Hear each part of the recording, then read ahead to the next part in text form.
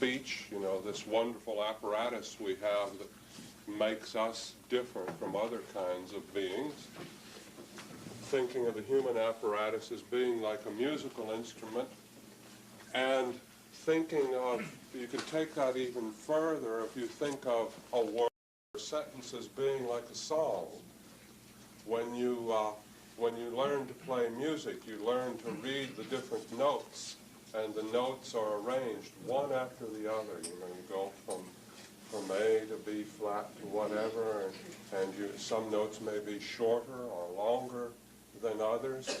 You can think of the sounds of speech as being like musical notes, Some are long, some are short. Some of them are played with different keys. And again, to take that further, you can think of a word. I've written mooks right here. It contains 4 sounds. Mooks begins with a hard M. It has a short U.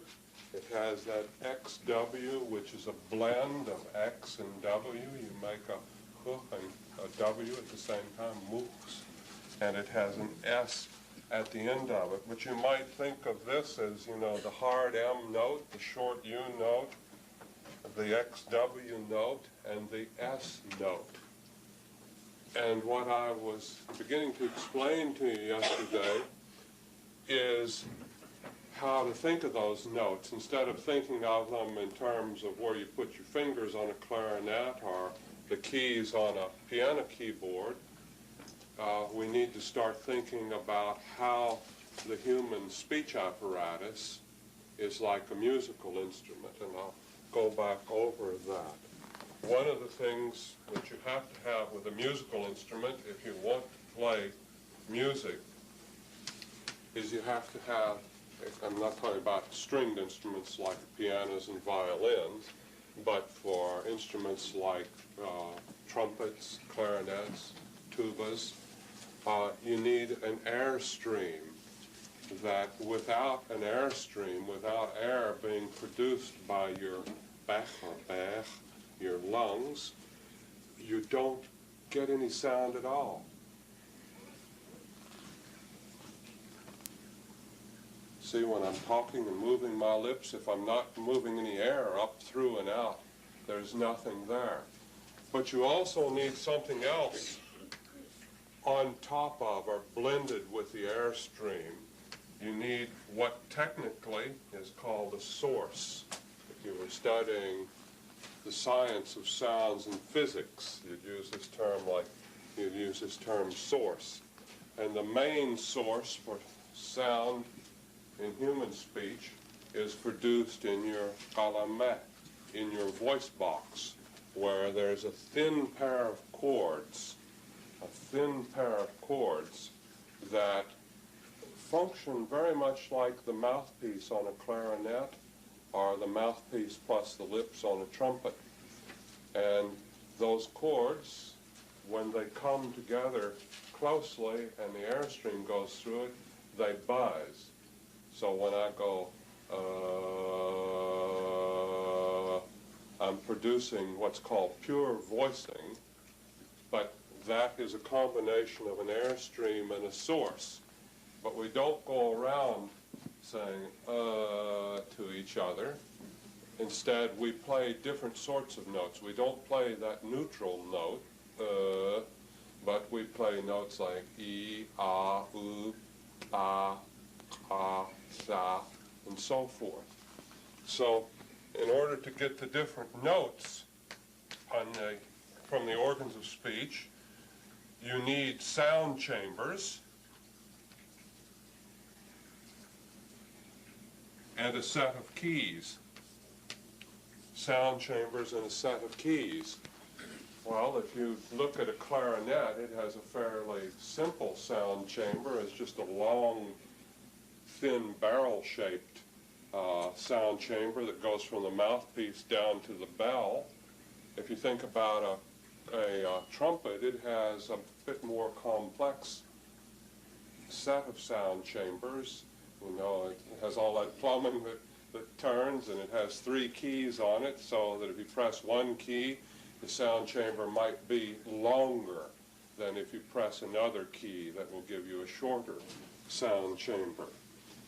And what the keys do essentially is they direct the airstream and source to the different sound chambers and gives you the different notes on a trumpet or clarinet. Well, for a human being, it's the same way. We have different sound chambers in different keys. To remind you what those sound chambers are for humans, just immediately above your alamé and to the back of your mouth is a sound chamber which we could call the throat. Throat is a common English word. Those of you who are interested, the technical term, it's called the pharynx, P-H-A-R-Y-N-X, pharynx. But the throat, it's a very important sound chamber for making sounds. Then moving on up further above the throat, another very important sound chamber is the nasal chamber, which extends from your nostrils back inside, back down to the throat, and there's a valve that closes, that opens and closes your nasal chamber, and that valve is what we call altan. Altan actually has a name in your language. There is no common name in English for that key that enables you to play the nasal chamber or not, but there's a technical word in English. It's called the uvula, U-V-U-L-A, the uvula. It's a thing that sticks down. And as you know in your language, if you say somebody is akhalkan, it doesn't mean he doesn't really have one of those, but it means he, what? Stubborn, silly? What was this again? Akhalkan. Yeah, you're doing things without thinking. Yeah. Thoughtless. Thoughtless. Okay, so you have a nasal chamber, but by far the most important chamber for playing speech sound notes is the mouth chamber, or the oral cavity is a fancy name for it, oral cavity, and there's a very good name for that in Alga, simply tzimach, the inside of the mouth, the inside of the mouth. So humans have 3 sound chambers, and you play the nasal chamber by, opening and closing your alkan. You're not aware of this when you do that. When we speak, we don't actually think about what keys we're going to play. We do it automatically. But what we're doing right now is trying to understand the theory behind it, so that we can then take that theory, put it into practice. I wouldn't expect, by the way, to be trying to teach this to little kids, but we use this sort of understanding to help us understand, so we can then develop materials that are appropriate to the kids.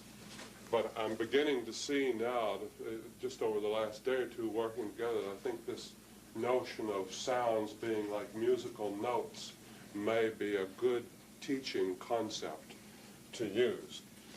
So those are the those are the only sound chambers we humans use, and we have a variety of keys. One of the keys we have is found in your alamet, in the voice box, the set of chords, which, they're called the vocal chords. And another technical term is glottis. And the glottis is just the opening between the vocal cords. You can think of the glottis as being the chords are like a donut, and the glottis is the hole in the donut. But one way of making a speech sound, a very simple speech sound, perhaps the simplest one, we often overlook it in fact, is the glottal stop, where you completely close the passage of the airstream and there is no source. So if you go e, or yeah, that little bit of no sound, it sounds like no sound to us, but it's very important if you say, and you want to say yeah, and you just say yeah, it doesn't sound right. You have to put that in there. Well, we can close the glottis and make what's called a glottal stop, and we get one speech sound. But again, we don't go around just talking and oh, but we have other keys which we play. I indicated to you that the un is important, and if you say to yourself ba, ba, ba, now say ma, ma, ba, ma. Notice how ba and ma, you're doing exactly the same thing with your lips and in your tzimach, but they sound different, eh? The reason why they sound different is because when you say ma, you have opened up your alkan, and the airstream, see, it's blocked when you say ma. It's blocked at the lips, but by opening your alkan, you play the M key. You get a ma sound. The airstream can come out through the nasal chamber, and it gets a different quality to it. It's a different note. Whereas with ba, ba, your alt-un is closed, and the airstream is blocked, and that's why it's called a stop. I'll come back to the M, N, and L here in a few minutes. So you have, for keys, you have the glottis, the alt-un. Another key that's quite important is the lips. The lips. And sounds that are made with the lips are called labial sounds. Labial sounds. In other words, you can close the lips entirely in order to play a different note. So if you say ba, ba, pa, as in pie, or sipayan, the pie you made, pie, or there's a I can't think of any words that begin with achs. For what? Some of the Christmas will know the seaweeds that float around.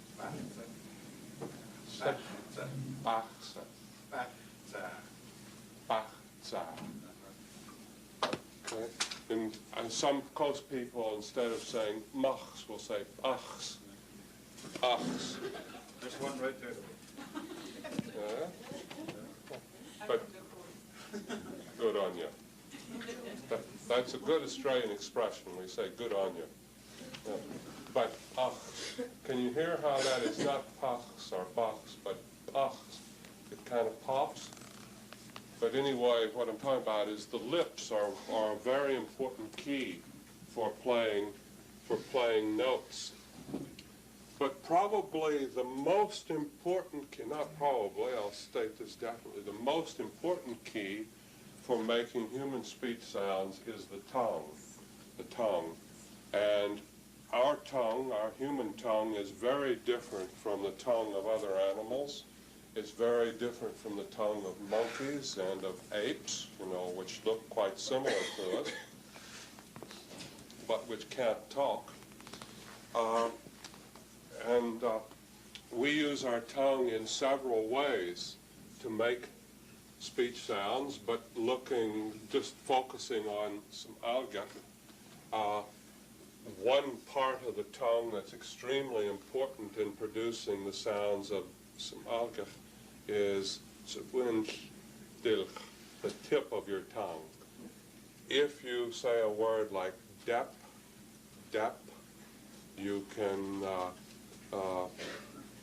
feel how the tip of your tongue goes up behind your teeth, what's called the alveolar ridge, dep.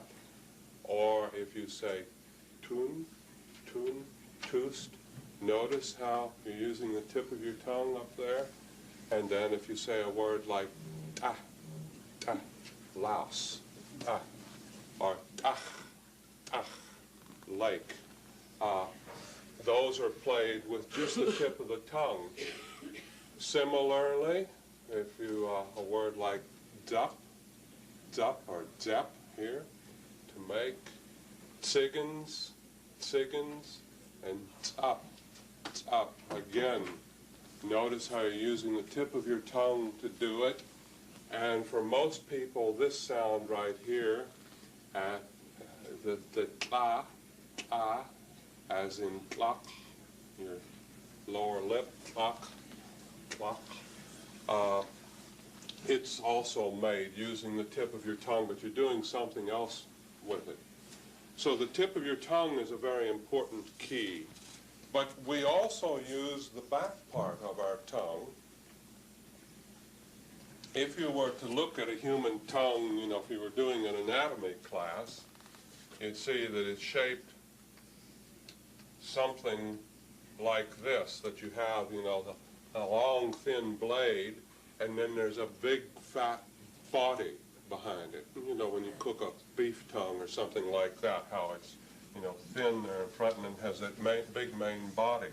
Well, we use the tip to deal as a key for speech sounds, but we also use this back part of the tongue right here for making speech sounds.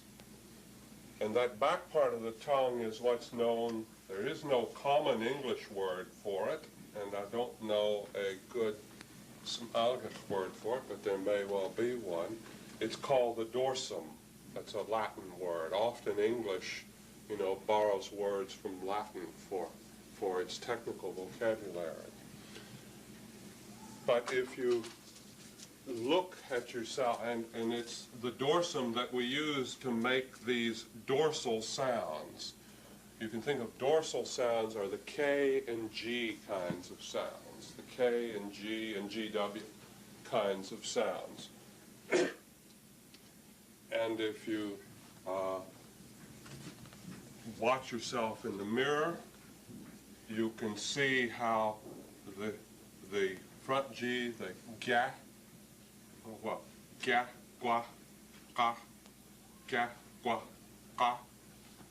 If you look at yourself in the mirror straight on and keep your mouth open, ga, you can see how the tongue body is raised in the front, and then when you go gua, you can see it's a little bit farther back, and with gua, it's a blend. Your lips, you're rounding them, so you're using like two keys there. You're using your dorsum, and you're using your lips too. You're blending two keys together to get that special gua note. And then when you say gan, notice your mouth opens wide up because you're playing that dorsum key really far back. It's as though there's three keys there. There's the front ga key, the sort of middle back gua key that also plays the lips too, and then there's that really far back ga, gan, ga, back G key, the really far back key there. Okay, so you have these different keys that I've been talking to you about, but it's a bit more, there's a bit more to it than that, and that's why I've put these sounds on the board, because quite often when you play speech sound notes, they're a blend of different kinds of keys. They involve, you know, several things are going on at once. And what I've put up here on the board is a set of the what are called the stop consonants, the stop speech sounds of Somalgit. And notice how they're arranged from front of the mouth to the furthest back in the mouth. Ba, da, za, gya, gua, ka.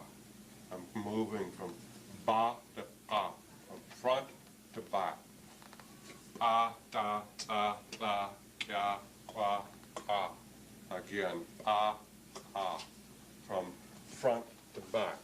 But there are differences in these. And let me tell you again what the differences are. If you play a sound where you're not using your tongue at all, but you're using your lips as a key, and also you're using your galameh as part of the note, where you narrow the chords down so that as the air passes through, you'll get a ba, ba. And ba is called a voiced, that type sound on the b. It's called voicing. It's a soft voiced labial stop. These, by the way, are called stop sounds because the air, as you're producing it, as you play the note, the air is completely blocked somewhere in the speech, in the mouth, in the oral cavity. There are other sounds I'll talk about in a few minutes, that are called fricatives, sounds like or where the air just continues to flow out. They're not stopped, and so there are different kinds. But to go back over this, the b, d, or ba, da, za, gya, gua, ka, are all played with the vocal cords vibrating, voicing. In other words, you give voice to these sounds. Now again, you don't think about it when you do it, you just do it automatically. On the other hand, sounds like pa, ta, sa, kya, kwa, ka, they're produced, the lips, the tongue, the dorsum, and so forth.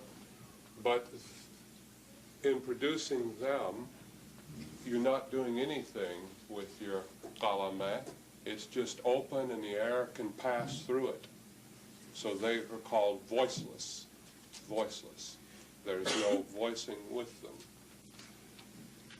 And lastly, these sounds up here, the hard stops, and notice that every one of them has an apostrophe written afterward. Every one of them has that apostrophe, which tells you that the sound is hard. Those are produced by playing the key like you would for P, by closing the lips, or playing the key like you would for T, where you put the tip of the tongue up against the ridge. But to make them hard, you close your galameh completely. You have ti'ishwam galameh, a completely constricted, a completely blocked off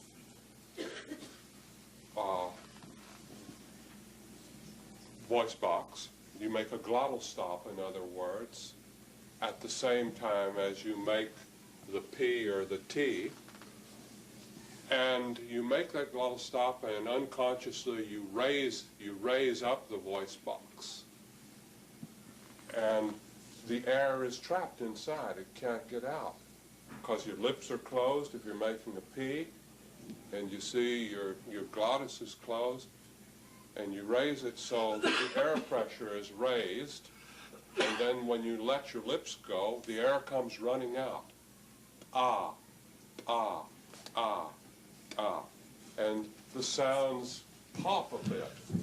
They pop a bit. They're not found in English, and the first Siwa studying languages up here in the Northwest Coast, when they heard these hard sounds, they didn't know what to make of them, didn't know how to write them. And the first person really to figure out how they were made and how to write them was a man named Franz Boas, who Neil knows. He wrote a grammar of Gitxsan and a grammar of Nisqamch years ago, and he was the first man to figure out just what was distinctive, what was characteristic of those hard sounds there. Okay, so to go over these and say them to ourselves, repeat after me. Ah, ah, ah, ta, ta, la, la, ya, ya, qua, qua, ka, ka. Okay. Now, can you feel how it goes from, the front part of the back of your mouth to the really far back of your mouth with ka, qua, ka? Feel how ka, qua, ka. How as you go farther back, you're opening up the mouth even more. Okay, well, you can see we've got these different stop consonants in the language. These are different notes. And I should also tell you that every language, what we're doing now is we're talking about the sound system of Alga. To use a technical word, we're talking about phonology, which means the sound system, phonology. And every language has its own phonology. Each language has its own specific set of vowel and consonant sounds. And so if we're going to write some Alga correctly, we want to make sure we got enough different notes so that we can play the words correctly. So that the writing system we use is phonetic, so that a person learning the language for the first time sees that letter and can say, oh, I should pronounce it this way. Those of you people who already know the language can often, make out even if the spelling is not quite correct, if you leave something out, because you know what to expect. But these are just part of the sounds, of the consonant sounds of some Alga, Gitxsan. These are just 1, 2, 3, 4, 5, 6, 7, 8, 9, 10, 11, 12, 13, 14, 15, 16, 17, 18, 19. 19 stop sounds. But there are other sounds that are important, and I'll put these, again, using this chart, which I handed out yesterday. There is an S sound. There is a S sound. It's written 2 letters, but it's a single sound. S, as in step or sup, to be deep. There is another sound which is written with X, as in he. I can't think of any words that, a word like Gitxsan, which is one way of pronouncing the name of the river. Gitxsan or Gitxsan, that has a front X at the beginning of it. Gitxsan, or axe, that sit, or sidao, to go out of something, that sit, sidao, that's your front X. Then there is the hu sound, which is a blend of X and W, as in desh, desh. Notice desh, to be hungry. I'll write it in the Western way. Desh. Again, it has the front X at the end of it. XW to back. And then there is the X with the underline, which is the really back X, as in cha, for example, slave, the word for slave. Ch, or chada, chada, or at the end of words like bach, or ach. Yeah, the back X. Now, again, remember what I told you. This X, although we borrow it from English or the Latin alphabet, it's not pronounced, you know, as two sounds like KS or GZ, as in example,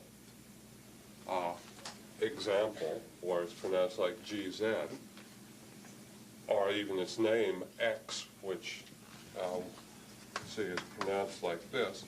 But this X we've actually taken from the Greek alphabet, where it's used to stand for, where it signifies a sound that's pronounced something like, as in Christos, Christos, the Greek name for Jesus Christ. We use that rather than something else because it's throughout the world where people use the Latin alphabet, they often use the X symbol to stand for that kind of sound. Now, these kinds of sounds right here, this is a different kind of sound from the stops. See, these are all stops up at the top, like those first 19 sounds. But these sounds right here are another kind of sound that's called fricatives. They're called fricatives.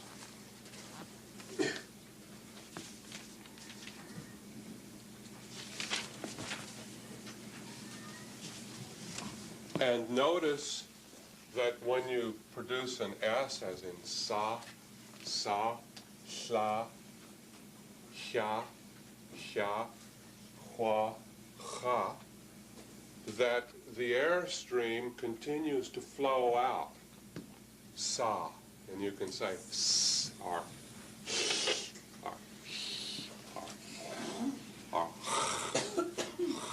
like that. With fricative sounds, the airstream is not stopped. The airstream continues to come out. And in some algach, the fricative sounds are fairly noisy. They're noisy sounds. They have a sort of hissing quality to them, a sort of hissing quality to them. And again, if you think about what's going on when you produce them, your palamec is wide open so that the air can pass out through them. They are voiceless. They are always, the fricative sounds in algach are always voiceless. The voice box is open, the airstream passes freely. There's no glottalization, there's no voicing. English, on the other hand, has voice stops. Say first sa, sa. Now say za, za, sa, za. Can you feel how sa, za, how S and Z are produced the same way up in the mouth? Sa, za. But the only difference between them is with the za, you're adding the voicing. Your palamec, your vocal cords are tightened up a bit so that as the airstream passes through, it vibrates. It vibrates. And English has other kinds of fricatives too. English has, you know, an S fricative. It has a sh fricative, as in sha, and a j fricative, as in azure or leisure, leisure. It has an F fricative and a V fricative. But some algach has just these 5 fricatives, which are always voiceless. If, on the other hand, we were speaking and studying the Wet'suwet'en language, it has a different set of fricatives from some algach, and it has a Z, and it has a R type fricative, and so forth. We have to use different letters, because remember, every language needs its own special writing system or alphabet. Okay, that gives us 5 more sounds. 5 more sounds, 19 stops, 5 fricatives. 5 fricatives.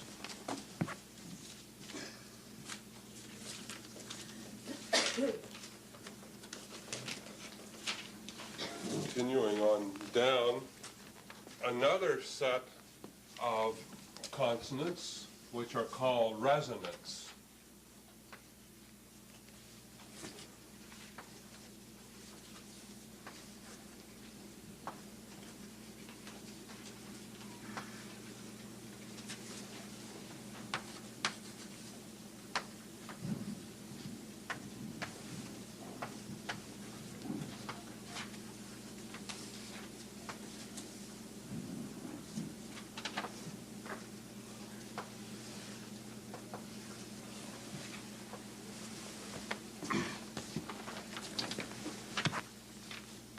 And resonant sounds, the resonant sounds are the ones, these left of the double line right here. The H and the glottal stop are a little bit different. Resonant sounds have a flowing sonorant sound. You know, they're smooth sounding, the resonant sounds, and they are always voiced. In other words, when you make an M or an N or an L, your kalamet is always producing that voicing, that bit of a tune that goes along with it. So let's try making this. Ma, ma, and compare ma with ba. Ma, ba. Okay, now, na, da. Na, da.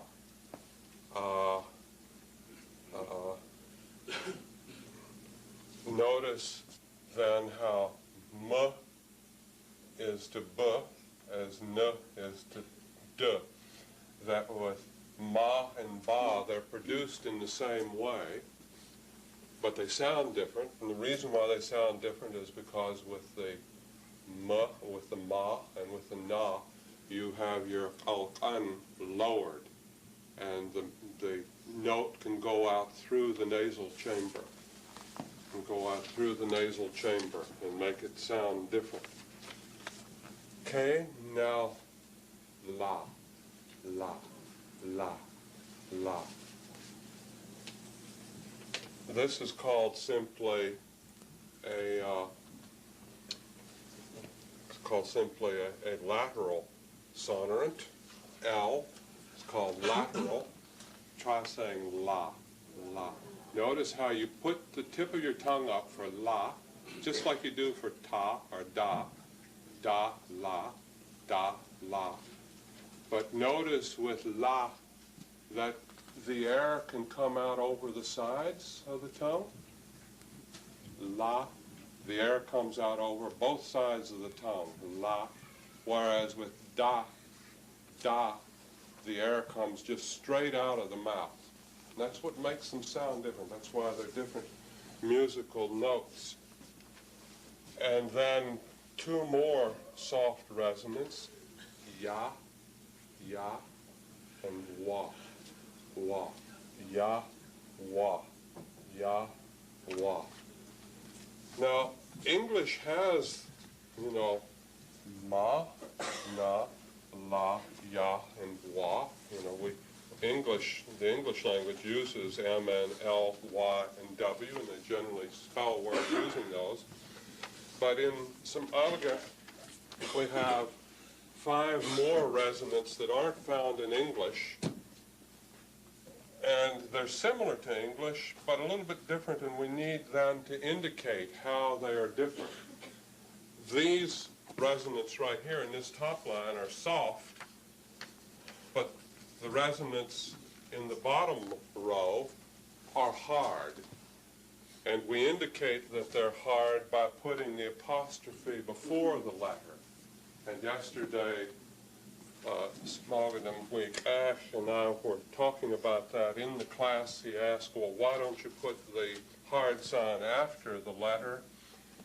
And I was saying, well, if you did that, then there's a chance of confusing, you know, that sound with the sound of N plus glottal stop that you find in other words, or N plus a hard sonorant. And actually, when you make these, the glottal stop, the hard part of it, really comes before the M. But we'll say these now: ma, na, la, ya, wa. Okay, can you hear the difference between ma, ma, na, na? That's the difference between nach, nach, nach, nach. There.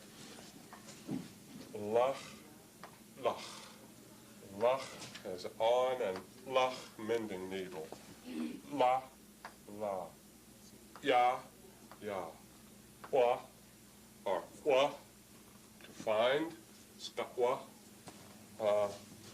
And wa, soft, which means name.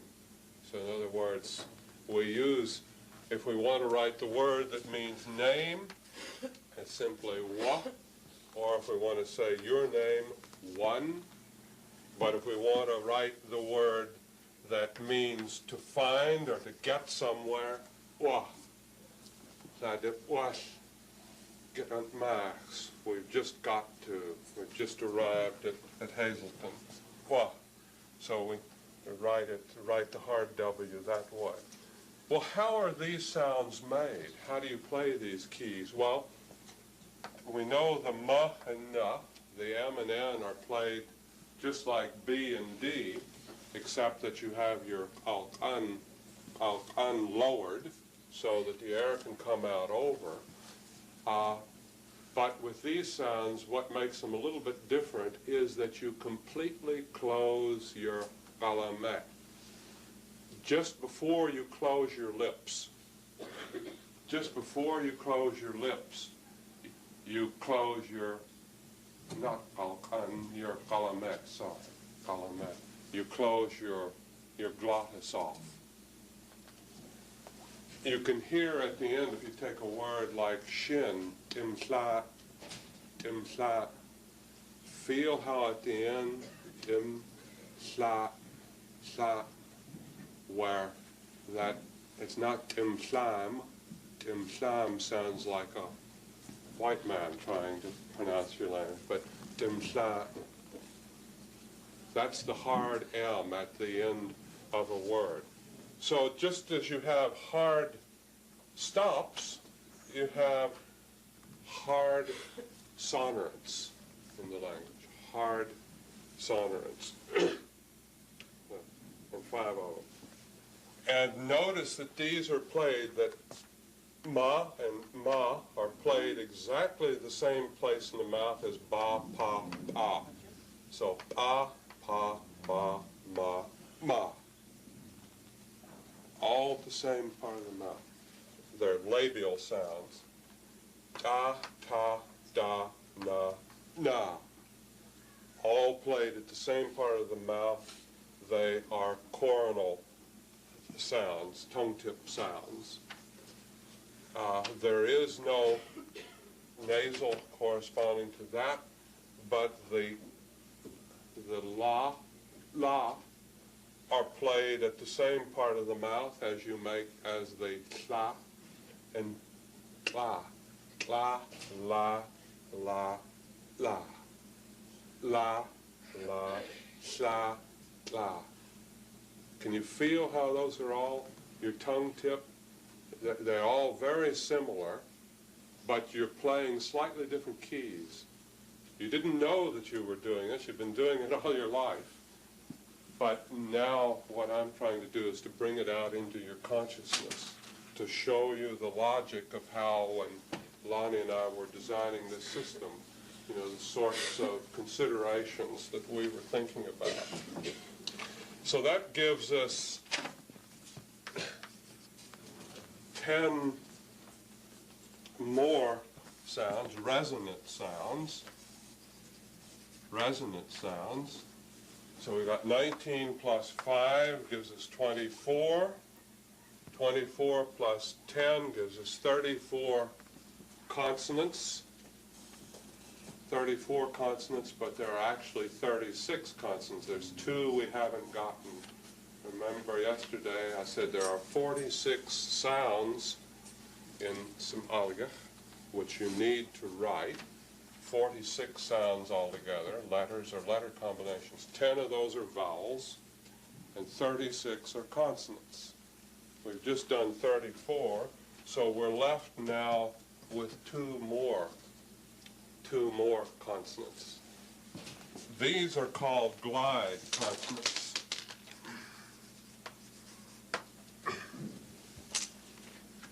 Glides. And H doesn't have a common English name, but it's called the laryngeal glide. L-A-R-Y-N-G-E-A-L, the laryngeal glide. And this sound right here that's written with apostrophe or the dash is our old friend, the glottal stop. And these sounds, you can think of H and glottal stop as they're about the simplest sounds in the language, because essentially the only thing you use to produce them is your alamet, your voice box. With the glottal stop, you close it off completely, and with the H sound, you just open it up completely. Hot, hot, hot, or hot, hot, is a word for Martin. So the word for guts, hot, H, long A, hot, not hot, but hot, with a soft T. The word for Martin, hot, hot, hot, where you can hear the glottal stop closing on that hot, hot, like that. Okay, so that gives us two more sounds, two glides, for a total of 36. For a total of 36.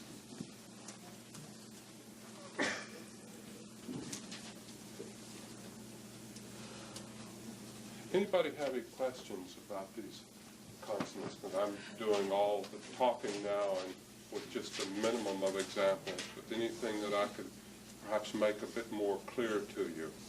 See, the basic idea, it's like when you're learning music from the start, the teacher tells you, if you want to play this note, you have to put your fingers on such and such keys. Now, I'm not teaching you, how to pronounce the sounds. What we're actually doing is I'm saying when you pronounce such and such a sound, this is what you're doing. These are the keys that you're actually unconsciously playing.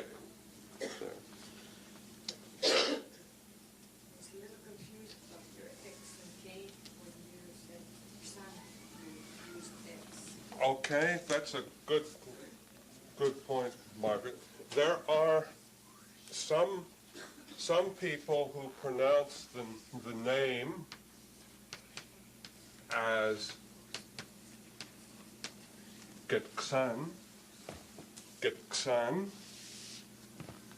or in the West I hear most often Gitxsan, and can you hear it go Gitxsan, Gitxsan. But there are many people in the East who, rather than have a K sound there, rather than use a stop, they pronounce it with a fricative. Gitxsan, Gitxsan. Can you hear the difference between gitx, tx, as opposed to tx, tx? So you go from a stop through a fricative note to another fricative note, whereas here you go from one stop to another stop to a fricative. Gitxsan, Gitxsan.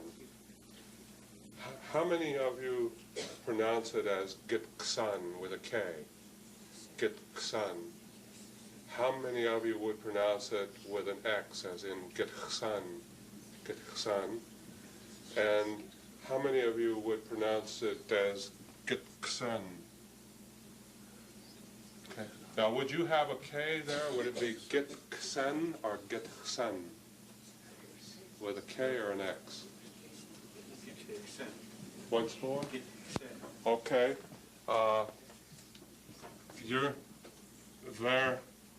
Your pronunciation has, rather than K, it has an X. Gitxsan. That's why what I was raising the other day, that if you want to call the language, instead of calling it Smalgach, if you want to specifically identify it as Gitxsan, well, there's at least 3 different ways, you see. So are you going to call it Gitxsanum or Gitxsanum or Gitxsanum? You can pronounce it in different ways, but you know, if you go writing materials, you should spell it the way you say it. Whereas everybody says Smalgach the same way. The same way. One last point at this, just right now. These are the consonant sounds. The consonant sounds. And you may remember from when you were in school years ago that you were told, you know, the vowels of English are A, E, I, O, and U, sometimes W, and the consonants are B, C, and so forth. There, vowels and consonants. But if your schooling was like mine, they never told you why they're called vowels or why they're called consonants. They just said, this is the way it is, and that's that. Well, to tell you the difference between vowels and consonants, if you think again in terms of musical notes, the vowel sounds are the notes that involve the least amount of constriction or the least amount of keying as you use your organs of speech as you speak. When you produce ah, e, o, u, notice the airstream just passes freely out. Ah, e, o, u. The vowels are very free-flowing sounds, and we can divide words up into syllables, for example, and every syllable will have a vowel as its most prominent part. So we have Gitxsan, 2 syllables. Git, which has a short I, is the most prominent part of the first syllable, and Xsan or Xsan, as where the short A is the most prominent part of the second syllable there. So vowels are free-flowing sounds. They're the most open sounds of language. That's for any language. Consonants, for their part, are sounds which involve more keying, and consonants have more constriction. That is, as the airstream comes out through your speech tract, through your organs of speech, you're maybe stopping the airstream completely, as in ba, da, or pa, ta, or maybe you're narrowing it down so it hisses, as in sa, sa, and so forth. Or here you're stopping it, but you're diverting it through the nose, or diverting it out through the side of the mouth, or here you let it flow out through the front of the mouth, as in ya, ya. Can you hear the difference between ya and iya? Iya. Ya, iya. The y is very close to the vowel e, or the vowel that we write as I, and the w is very close to the vowel we write as u, short u. Any questions? Could you substitute the letter Y with an I? With the vowel? Can you use an I rather than a Y? Or following the same principle, could you also then use the letter U for a W. So that instead of writing, if we have a word like yin, say a word like yip, yip, Y-I-P, could you write it like this? Well, the trouble with that is you'd have E. Trying to think of, if you take a word like yedzas, yedzas, Y, soft Y, A, Z, A, S, X, W, yedzas, which consists of Y, A, Z, A, S. 1, 2, 3, 4, 5, 6 sounds. And what Alice is saying, instead of writing the Y at the beginning, could you write it just No, like that? I was thinking of the, like, knee. Ni. Or, how do you write I? Okay. I'll back off of this then.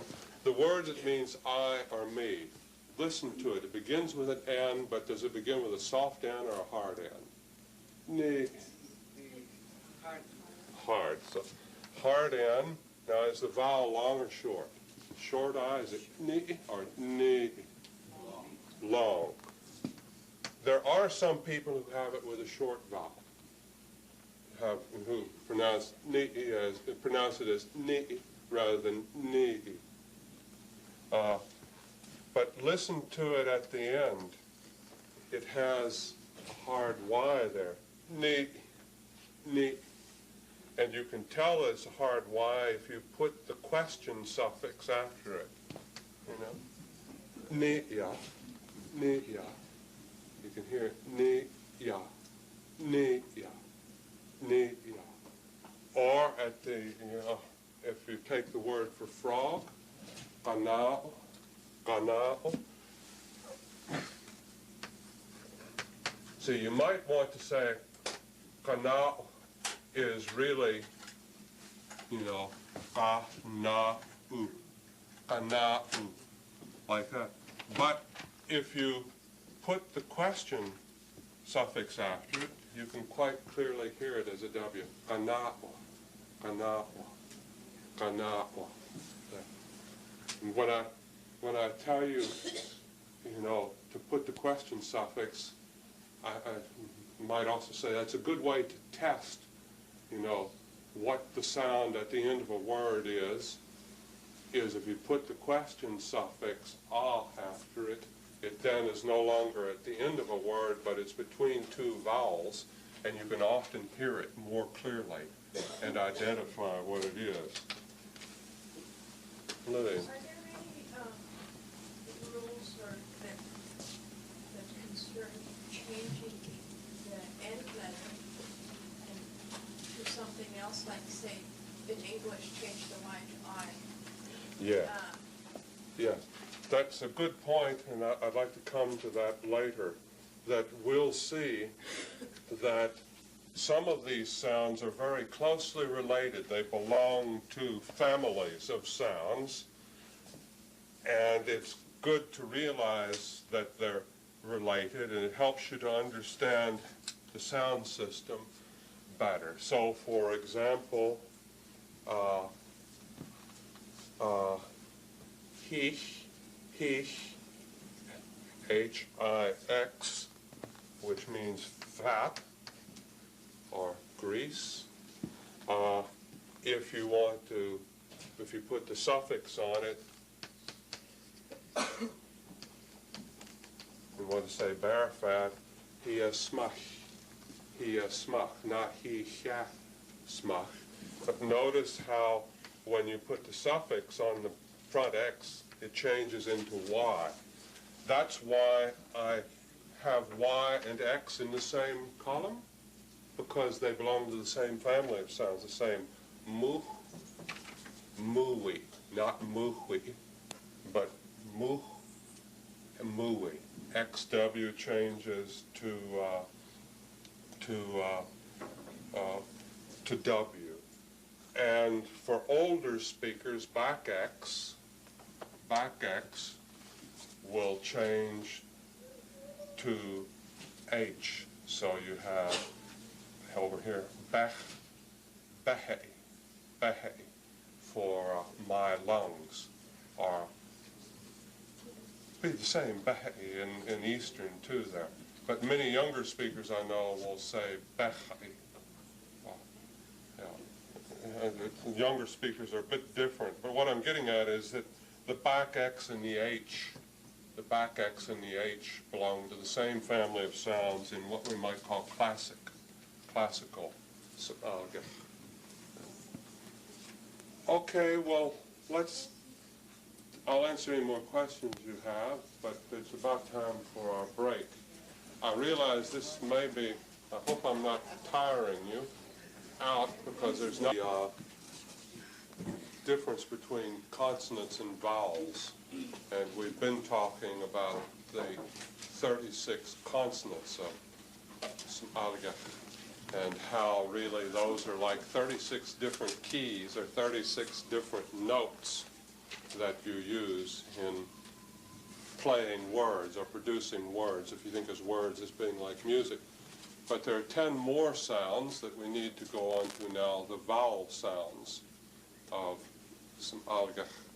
And those, the vowel sounds differ from consonant sounds in that as the airstream passes from the lungs out through, from the lungs out through the palamé, through your voice box, there is very little, there's very little constriction in your speech tract. There's no constriction to speak of in the mouth, nor in the nasal chamber, nor in the throat. You're doing something because they do sound different. I mean, there are slightly different keys that you play, but they're different. But the airstream passes freely out. And with vowels like E, E, A, O, U, your palamé is always voicing. The vowels are always voiced sounds, except we'll see at the ends of words sometimes you get vowels which are voiceless, unlike English. Okay, so vowels have the least amount of constriction when you make them. And consonants have a greater amount of constriction. Stop consonants have the greatest amount because you stop the airflow completely. Fricatives are next in strength because you don't stop the air completely when you sa, sa, sa, hya, hya, but you do constrict it considerably. And the sonorants have even less constriction, like ma, na, la, so forth, but they do have more constriction than vowels do. The same way the Y, which I say is very close to the vowel I, ya, ya, ya, ya. The ya, the Y has more constriction than does the vowel E, and the W, the W, has more constriction than the vowel U. But let me explain to you now how we describe vowels in terms of a chart. And I told you, I said always, but actually I should say vowels in Somalia are usually voiced.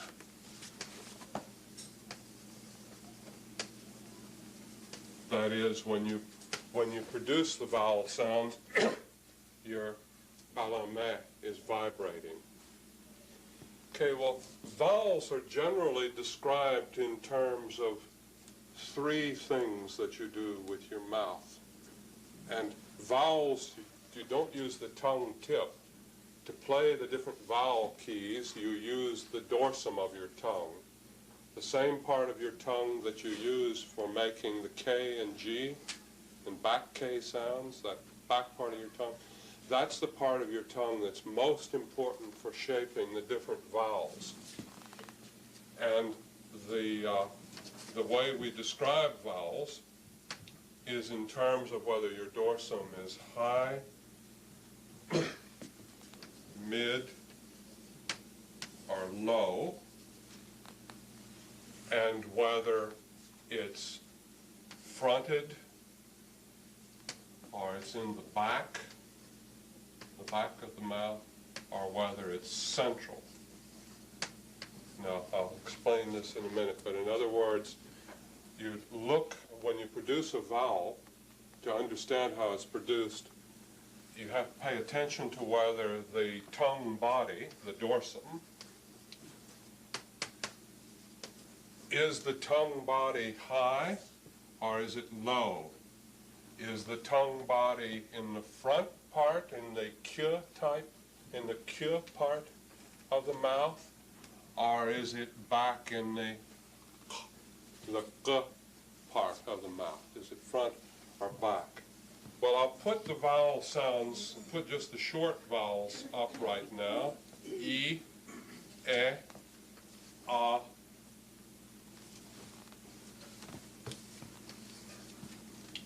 O, U. Just short. E, E, A, O, U. Say these to yourselves and say them after me. E, put your hand under your chba'u. What is it? Chba'u or chba'u? Chba'u.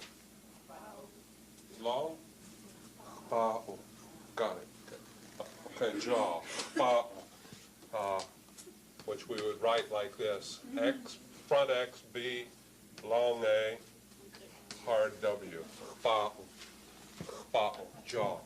But as you pronounce the vowels, pay attention to how, as you go to certain vowels, you drop your jaw. And you're dropping your jaw because you're dropping your tongue down. You're lowering your tongue body. And you can't lower your tongue body. If you lower your tongue body, your jaw drops. E, E, E, or Okay, now, oo, o, Okay, now, let's pay attention to the first series. E, Can you see how E is higher? E, high, mid, low. You feel that? How with E, your hand, your chba'u, is right up close. You don't have your mouth opened wide. As you go to you drop your chba'u a bit more, a bit more, and it's at mid position. And when you say or you have, it's dropped the most. The air is coming out the freest. Similarly, try oo, o, ah. Oo, o, ah. Notice how with oo, it's up high.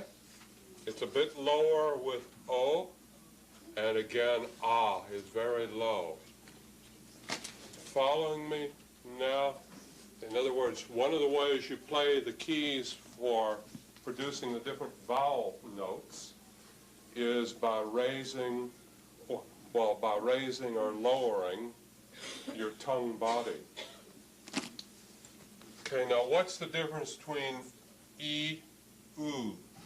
E, U. Notice that both of them, E, U, E, U, E, U. Notice I'm not dropping my jaw at all. both of those are high. My tongue body is very high in the back of my mouth. If you try to look in a mirror, you're not opening your mouth very much. But if you can see in, you'll see that the back of the tongue, the dorsum, is very high. It's about at the same place as where you make the g or k sound. And that's what gives it the E quality, or the same for the oo. Again, try o, o, o. Notice that it's about mid-position. The and the o are about midway down, and then ah. You have your chpa'o is at its lowest point. So the thing is what makes E different from oo? What makes different from O? Well, that has to do with whether you're using the front part of your tongue body or the back part of your tongue body. The front or the back part or the central part of your tongue body.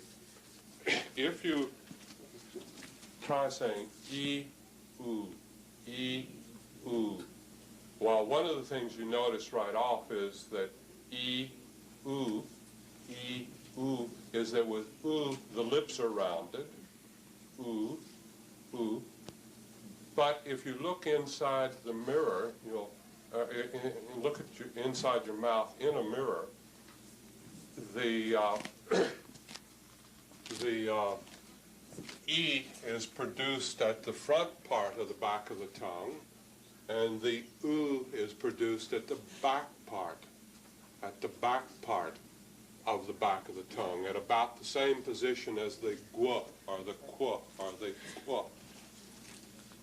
You can actually see what's going on in your mouth, that with E, it's the front part of the back of your tongue is raised. Oo, you have the lips rounded, and the back part of your tongue is raised. Similarly, o. Notice the O is rounded. It's a rounded vowel. So these two vowels, O and U, are rounded, whereas E and are not rounded. They are what are called spread vowels. But again, say o, o, o, o.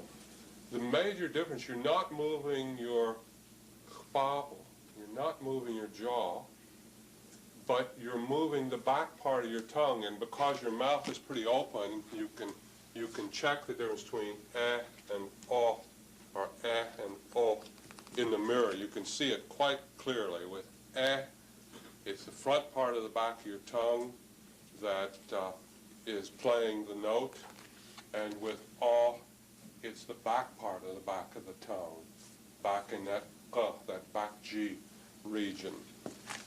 And with the the tongue is not front, not back, but it's central, but it's very, very low. Is the strongest vowel. It's the strongest vowel because there's the least amount of constriction, the least bit of tibish on it, the least bit of constriction, and you can, if you want to shout to somebody, the loudest vowel you can shout is rather than E or oo, because it's so open and you can get so much energy into it. Yes. Pardon? Okay. I'm using, the question is that the backward C sound, or what is called the open O, some people will call it. If you were to take a course in linguistics or in phonetics, they would teach you a whole set of symbols more than just these. because English has lots of vowels. English, you have to have a vowel like in beat. You need to have a vowel as in bit, a vowel as in bait, a vowel as in bet, a vowel as in bat, as in bought, bought, boat, put, boot, and so forth. English has heaps of vowels. In some Algech, there are only 5 distinctive vowels, so we really don't have to distinguish between o, ah. It just automatically takes care of itself. I mean, there's no difference between saying so and so. You can hear a slight difference between them, but you know, it's the same word. It's just a slightly different way of pronouncing them. What I'm getting at, that's a really good question, because it comes to the very heart of the matter. What are the distinctive sounds in your language, in Algech? And we want to identify the distinctive sounds, and we don't want to write any sounds that aren't distinctive.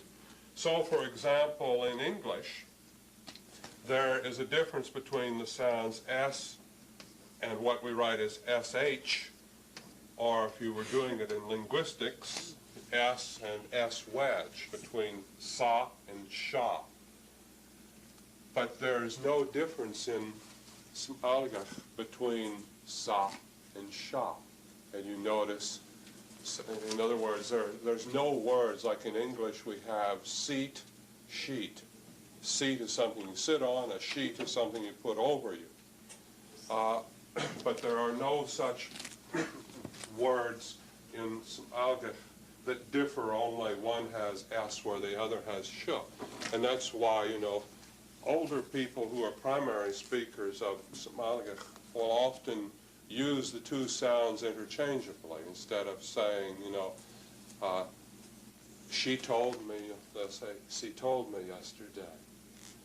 Or sometimes some words will be pronounced, you can hear people say for sand, sheep, others will say sheep, or seep, sheep.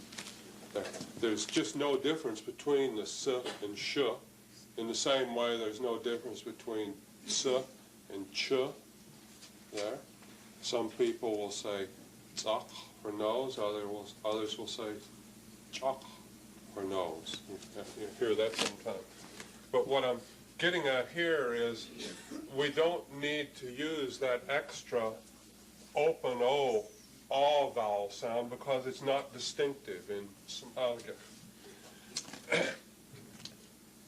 So to come back to the vowels, unlike the consonants, are produced with just a very small amount of constriction, just enough to color them, to give you slightly different notes. You use the qalameh for voicing, and in Algech, your qalqan is always closed. There are no nasal vowels. There's no whereas if we were looking at some of Sekani or some of the Silmamach languages, they have nasalized vowels just like French.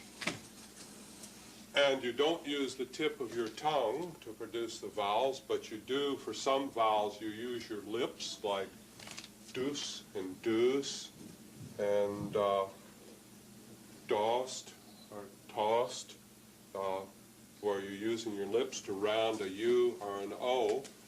But the main key for producing the vowel notes is the back of your tongue, your dorsum. Whether you play your dorsum to play the different keys for raising it, lowering it, for fronting it, or backing it. So E is what we call a high front unrounded vowel, or a high front spread vowel. E is a mid-front unrounded vowel. The A, most of the time, is a low central unrounded vowel. I should erase the rounded there. The U is a high back rounded vowel, and the O is a mid-back rounded vowel. But we've only got 5 vowels now. Remember, we said you have 36 consonants and 10 vowels. So where have the other 5 vowels gone? Fern just said they're long gone, and that's amazingly appropriate, because they're the long vowels, the difference between short and long, so that there's a short I, as in sip, bone, a long I, as in seep, seep.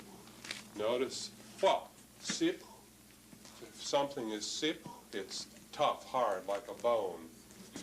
But if it's seep, lose seep, it means to be sick. It's sick inside. So you hear sip, which is the short vowel, but seep. In the long vowels, it's like 2 short vowels together. It actually takes twice as long, about twice as long to pronounce it. The vowel, I'll give you an example here. The difference between Western and Eastern Gitxsan. Many Western speakers pronounce the word for lungs as bech, bech, bech, with a short vowel, whereas Eastern speakers pronounce it as bech, bech. So bech, bech. Or 2 short vowels, yeah, yeah, and yeah. Yeah, grandfather, yeah.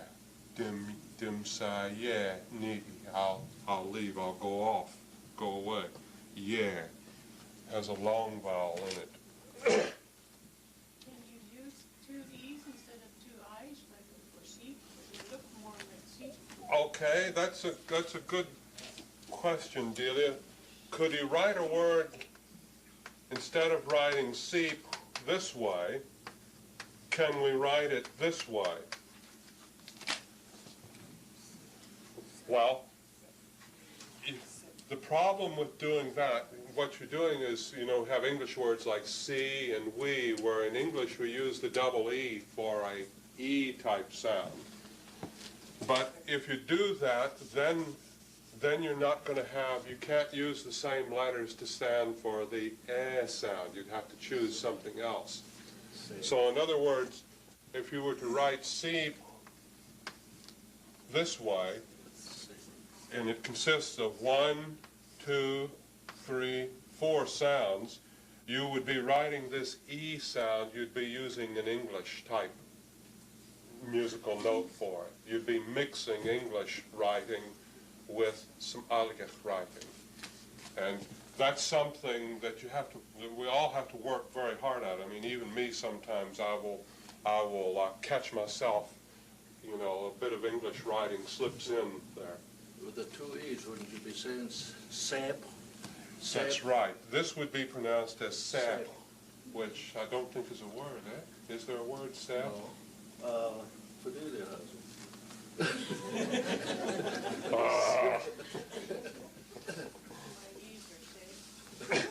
But the same thing would be for, if you listen to the vowel in the word for pussycat, deuce, deuce.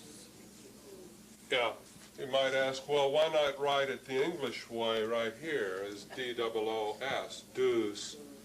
But if you do that, then you're not going to have, the double O available to represent the O sound, as in tossed or dossed. There. Okay, so short and long vowels. Here for the ah, you have ta. Do you use ta over here in the West, or is it tish? Huh? Pardon? Ah. I mean like, oh, ta. Okay, ta for Laos, and then ta to sit. Short A, long A. And then short O and long O, short U, and long U. Deuce, as in dim deucey, I'll bounce it, and deuce, deucey, my pussy cat. The difference between short and long. What's a good pair? See, let me check in here if I can find a good pair for the short and long O.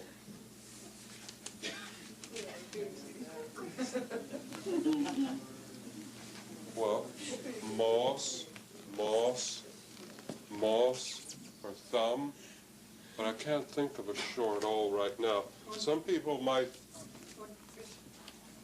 Fish. Okay, that's a good one. Do we want to write fish as H-O-N or as H-U-N? Now, I think I put in the same way the word for dog. Should it be us or us? Now, I'm not asking you to change the way you pronounce it, but in the spelling system we're using right here, this sound is pretty low. This would be hun, hun, os. There is a word, an old word, which some of you may know. It's the old word for cousin, os, os. And it's not os. Os doesn't sound right, but it has to be os, os. So you need to have that O vowel there to represent that O sound, os. These two, if you notice, if you listen to people in the different villages, you will hear some people say hun, some say hun, hun. There's, you know, the vowel differs somewhat, but all of those I think can be represented best as H-U-N. And in that little paper I wrote on spelling mistakes. So when I suggest that you write it with H-U-N, I'm not saying that if you should pronounce it as hun if you in fact say hun. But what I'm saying is that you'll find that your U vowel, the U vowel, is, you know, it doesn't come down into the A range. That you should think of these as, you know, the high back and the back mid vowels as a sort of range there. Now similarly, the word for dog is not pronounced as os, os. I've never heard anybody say os, but I've heard people say us, us, os, os. It's almost like O, os, but it's not os. There. So that you can use US, or you should use US for that rather than OS. And another word that similarly has a similar sound there, unown, unown. Not un-on, but unown. Hand, and I would recommend that hand be written this way as glottal stop, own, unown, unown. Not un-on. See, with an O, it would be un-on.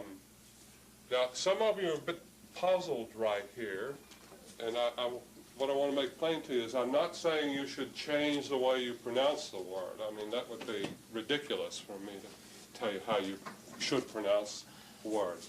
What I'm saying is for the Symbolic alphabet, the values of these vowel letters are not the same as in English. Remember, this is an alphabet for Symbolic, not for writing English.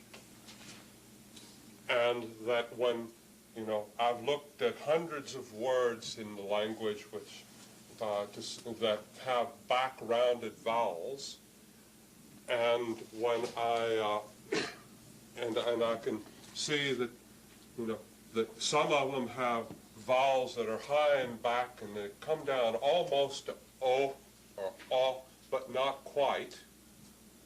And others have vowels in them that, you know, are down really low, like in moss, not moss, but moss for thumb, or do you have tossed for belongings? Toast. Toast.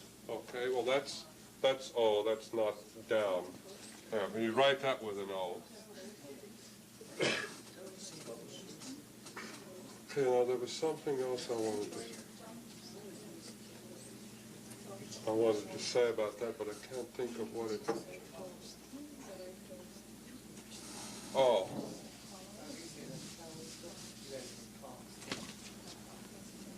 Oh. The other thing is that vowels are, yes. How would you spell in Huh? Enlutos. Okay. I would spell it like that. It begins the first syllable, sound it out. By the way, in spelling words, a good way to do it is to break them down into single syllables. So the question is, how would I spell enlutos? You know, it's like writing a piece of music. We don't want to leave any notes out, because if we leave any notes out, the person who's going to read it and play it won't pronounce the word right. But we break it down into syllables, so it begins N.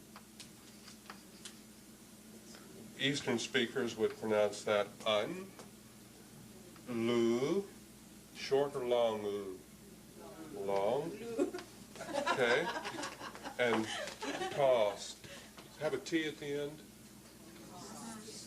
Okay.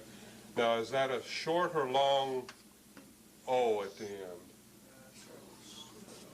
Okay, if it's short, it'd be unnutost, but unnutost. So long O, S, T. Eastern speakers would spell it this way. Unlutost. Lu means in.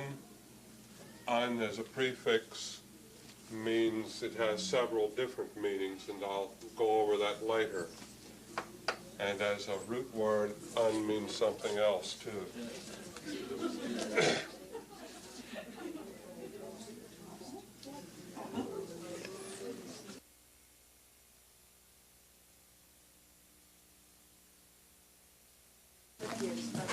Let me go over a number of words with you. Let's concentrate on the vowels.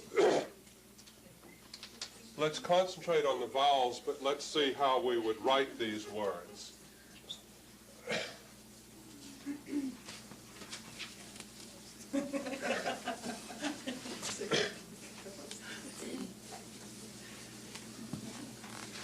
Isn't there a different spelling in toast with the Western? Because they say tossed, Tossed, toast. Yeah. I think you're right there, Alice, and that if you want to distinguish between the two of them, the Western, you'd use long oo, but it's in fact dropped a bit. It's not tossed, but toast. In the same way, notice in the same way that we're in Eastern, we say tun and tust for this and that in Western, it's ton, tost. Isn't something like that? Bit down. But it's not ton or tossed. How do you say this and that? Tun, tust. Okay, well, there it's definitely ooh, but I've heard some older speakers and, you know, they'll have a slightly different vowel. It's not an O, it's not ton, but ton. Not tun, but tun, or tun, but ton, and tost. Notice Reverend Price, by the way, in his Bible translations, he writes, well, actually writes it more the Nishka way, but he writes this word, tun, he writes it as gon, and tust, he writes as gost. He uses O vowels there. And I think the reason why he did that is because it's reflecting that slightly different pronunciation. Well, let's try to Oh, by the way, I was telling you that all vowels are voiced. Or I said most vowels are voiced in Somalica. Say a word like grandfather to yourself. Yeah.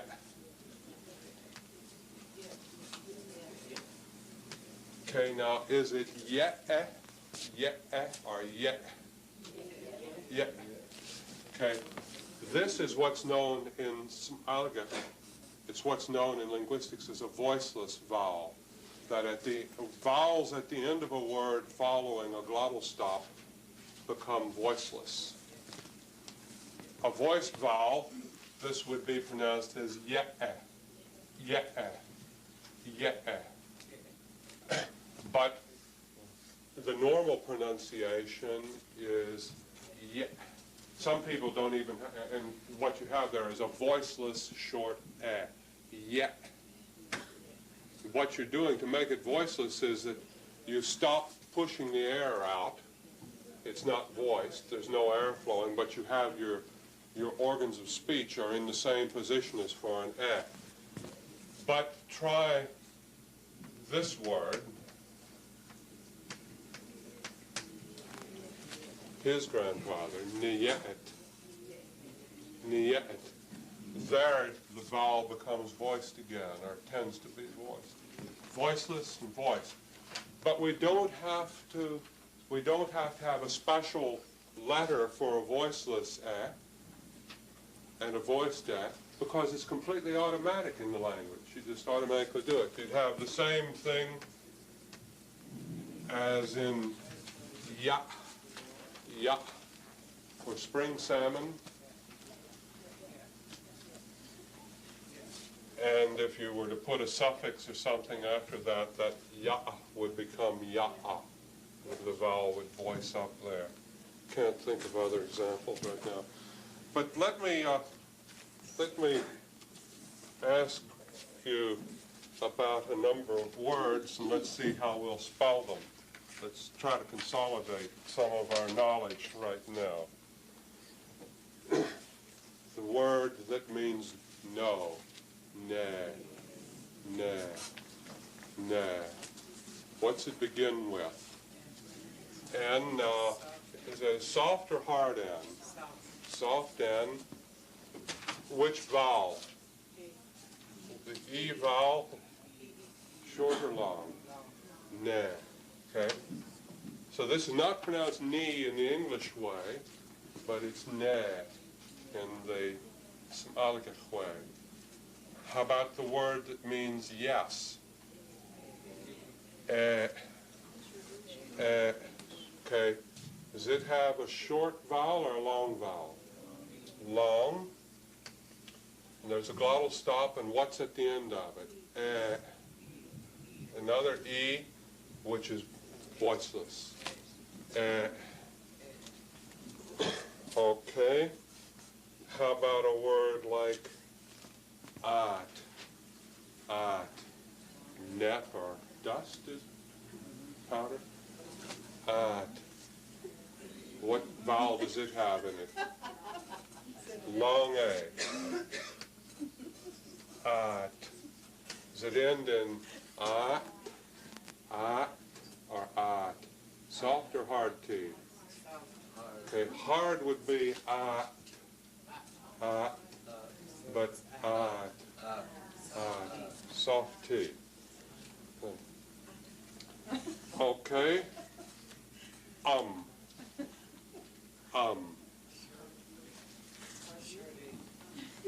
Okay. Now in English, we can write like that. Okay.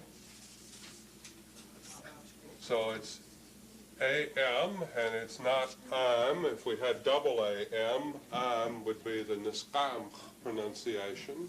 But notice that you called it hard A. There's a good reason for that. That's because actually the words that we write beginning with a vowel actually have a glottal stop at the beginning of them. You hear that hard attack? That's why you call it hard A. But at actually has a glottal stop at the beginning. Has a glottal stop at the beginning. But as I was telling you the other day, you want to use as few letters as you can get by with. And it's just automatic that if you see a word, written with a vowel at the beginning, you put the glottal stop automatically at the beginning of it. Where you then have to indicate the glottal stop is there as if you have a word before it, or a prefix, so that you take a word like, how are we going to write at, long A. Well, what kind of T is it? Soft? Is it a D or a T? It's a T. It's a hard T. Short I. Accent. At. Okay, but I'm telling you that it actually has a glottal stop at the beginning. At. And if we want to make a plural out of it, to say they're coming, you can then hear that glottal stop when you get at, and that's where you use the hyphen to indicate the glottal stop. See, if you were to use the apostrophe to indicate a glottal stop there, it would be at, which is not correct, but at. Okay, how about ax? Ax. Short A. Okay.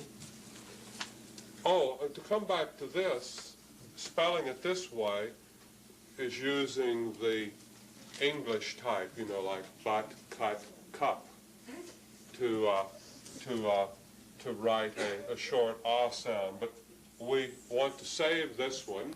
You know the word yip, or the water taste of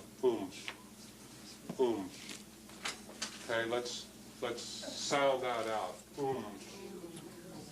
Okay, it's not but so it's short U, M. What comes after the M? HL?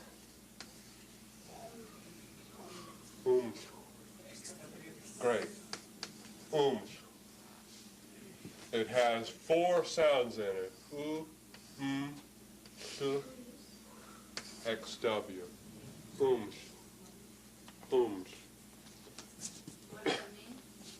Moss.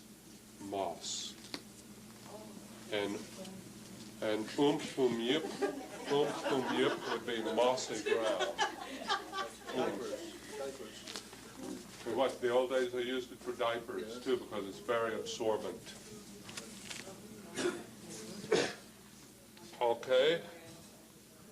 How about the word for bread? Let's spell the word for bread. Say the word for bread for me. Anash. Okay. What's anash begin with? Short A. Soft or hard N? No, hard would be nash. So soft N. The vowel, short or long? Anash. Long. And what's the sound at the end of it? X. Now, is the X at the end of it the front X or the back X? Okay, the back X would be anach. So anach. So it's the front X there. The front X and the back X, another way they're produced, the front X is at the front part of the back of your mouth. And the back one is, you can see my mouth is open a bit more when I go chada. But the sound of them, the back X, I think, to me it sounds a bit more rough. A bit more, what you'd say, Balaam, rough sounding. I think might be the word for that, but whereas anash, anash. It's a bit smoother, not as rough sounding. So that's the way, you know, you can listen to whether it sounds rough or not.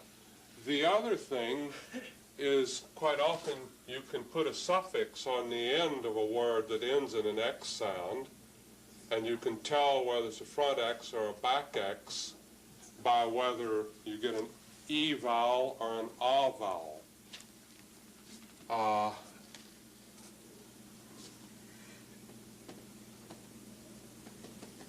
Notice we have in the prayer,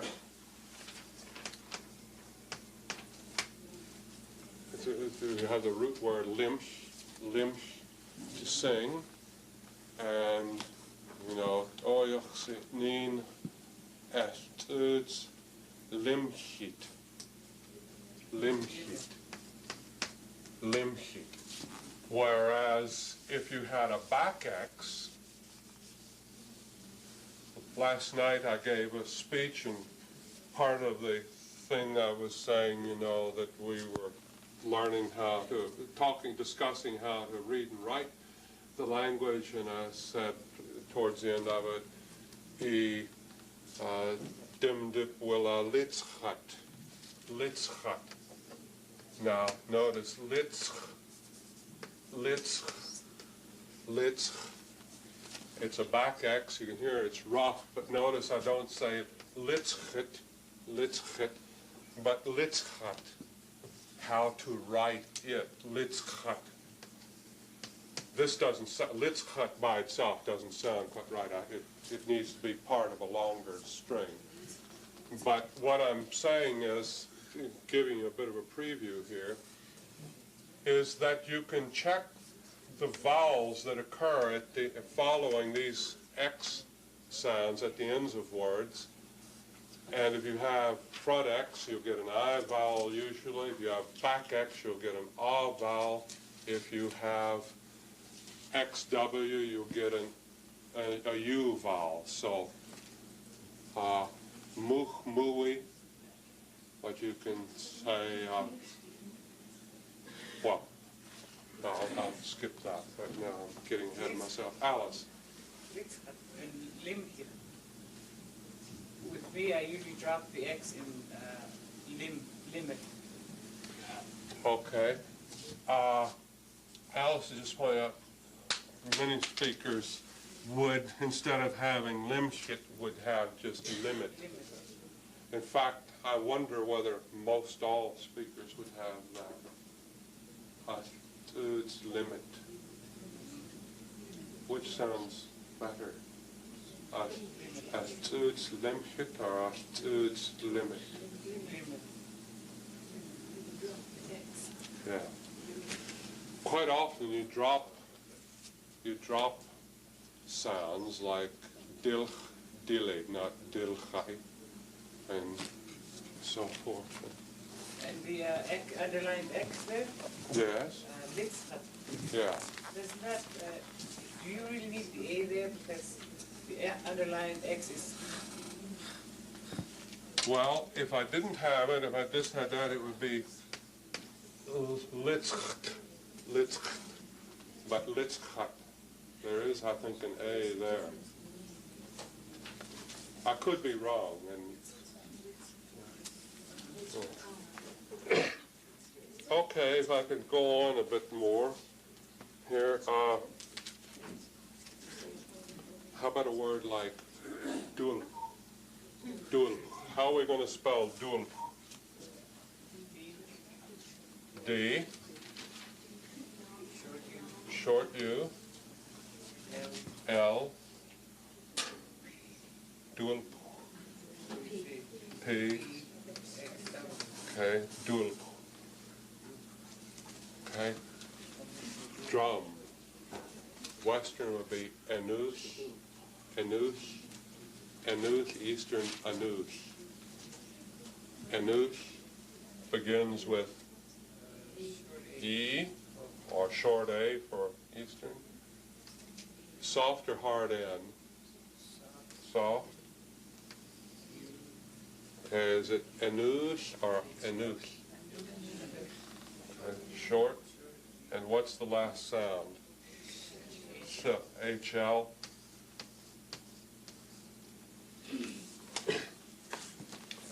Okay.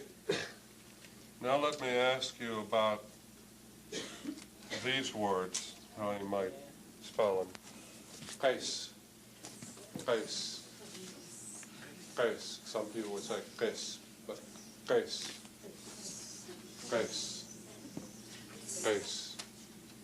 Okay. It begins with a G. Now ask yourself about that G. Is it guess or face? Face. So how do we indicate that kind of G? Okay, the line under it, or through it if we're writing like this. And the last sound in it is S, but what's the vowel in face? Okay, short E. There are very few people who have a short I and say face, face, face. So then head would be face. How would we write Okay, what kind of T is it? Is it soft or hard? Hard T, short I, M, and then add back G-E-S, Timqis. Okay, how about os? Os, jump. Os. Am I getting it close enough? Or it sounds a little bit off? Os. Os. Okay, so it begin, is it gos? Gos? It's not hard, G, because that would be close. Close. Okay. Same back G. It ends in S, and what's the vowel? What's the vowel? Okay, I would write it with a short O there, but if you wanted to use short U, os, os. See, there are some parts of the language where the pronunciation where you have your choice of how to write them. Os. Okay, now how about os? Os. Os. Kai. Os.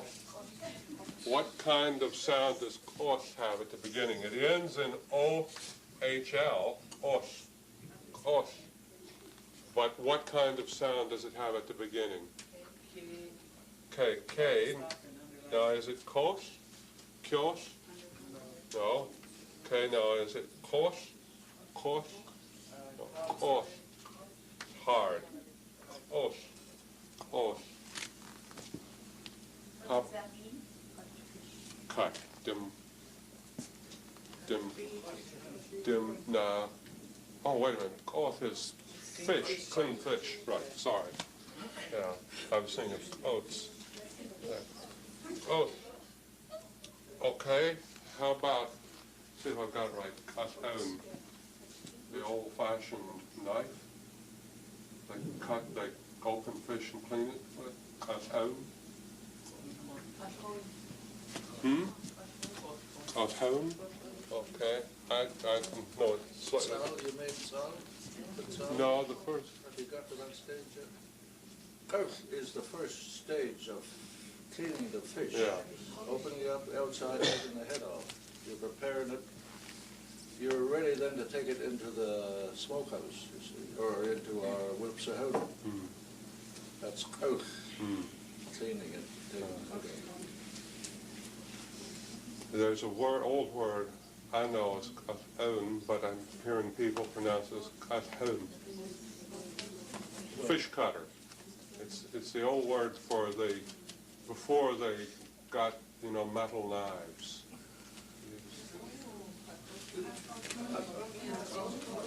Okay?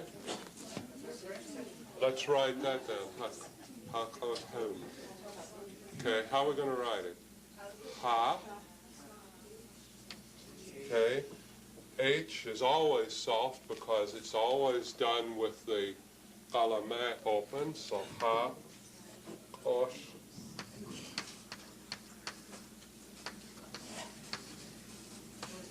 Hun. Then, is there an O? Hmm? Is it H-N-K-O? Yeah. I think that that the best way to write hun is H-U-N, but if you want to write it with an O, I'm not going to stop you. Because I don't think it's pronounced hon.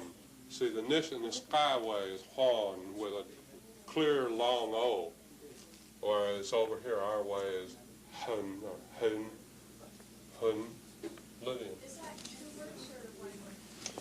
I would write that all as one word because it has a single primary stress at the end, hakot hun.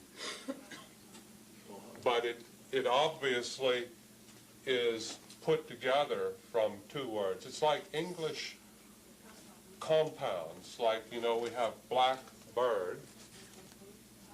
That's a black bird. Black bird, a bird that is black, is different from a blackbird. Now, in your language, we'll see that compounds, when I get onto the grammar, compounds are very, very frequent. It's the most common grammatical process in the language where you take two independent words and put them together and you get a new word. So this is like English blackbird. It's a whole new word made up of one or two shorter words. Pete. I just wonder about the accent on the K there. You underlined it, and also hard K. Is that a hard K? Yeah, that's the hard back K. Well, it has the apostrophe to indicate that the K is hard, and the underline to indicate that the K is back. Oh, oh. Now how about oats?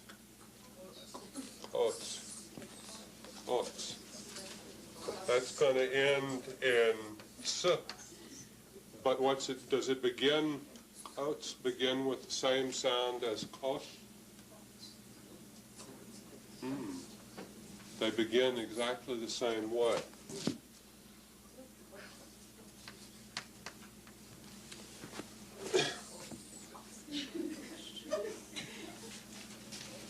Okay. So, Bruce, Yeah. so the hone would be the tool you use to clean the fish with? Or The instrument for cutting hone. Yeah, to mix English with Somalian.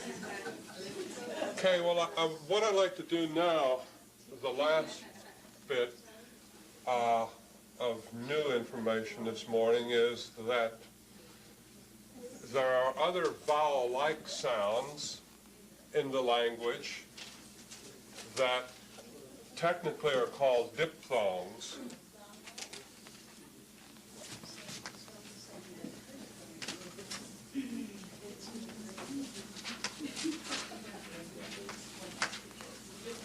But let me, spelled P-H-T-H, but pronounced like P, diphthongs, or diphthong.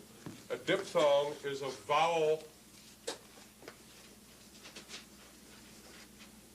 followed by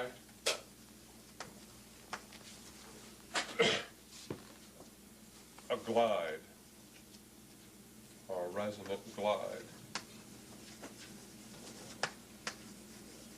So in other words, a diphthong is one or another vowel plus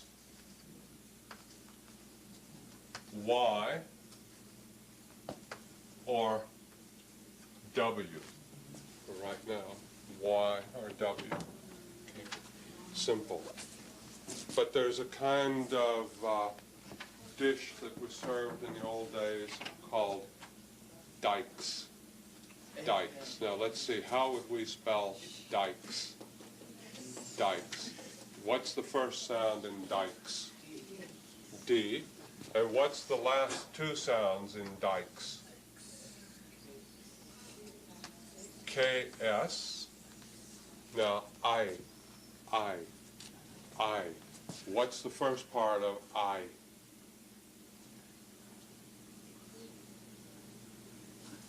Ah, I.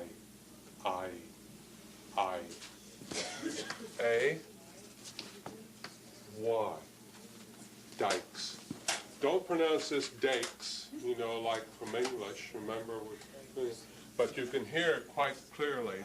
Die. Yeah. Don't write it like this. That would be dikes with two vowels, but dikes.